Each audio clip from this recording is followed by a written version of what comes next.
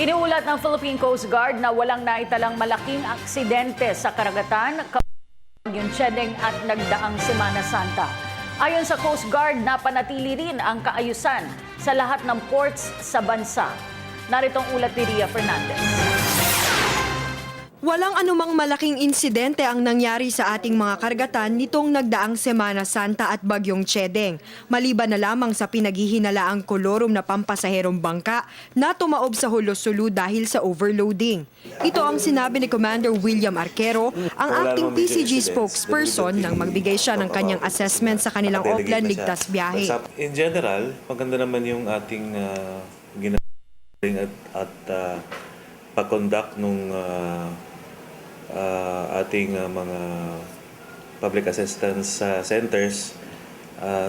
Nakipag-cooperate naman yung ating mga pasahero at yung mga shipping companies din, ganun din.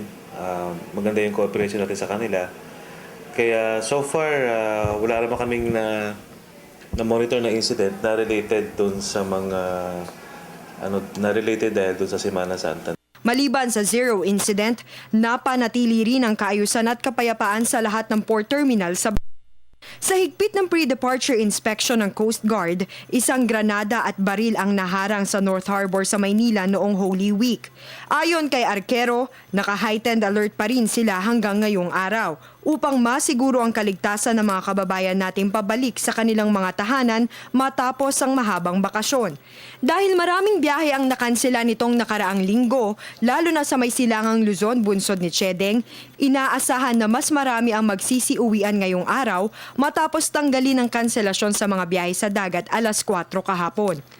Sa pinakahuling datos ng Coast Guard, halos ang mga bumiyahe nitong umaga mula sa lahat ng pantalan sa bansa, habang nasa 200,000 ang mga bumiyahe sa maghapon kahapon.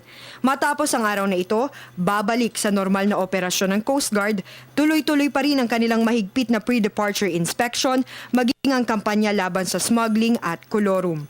Para sa Telebisyon ng Bayan, Ria Fernandez.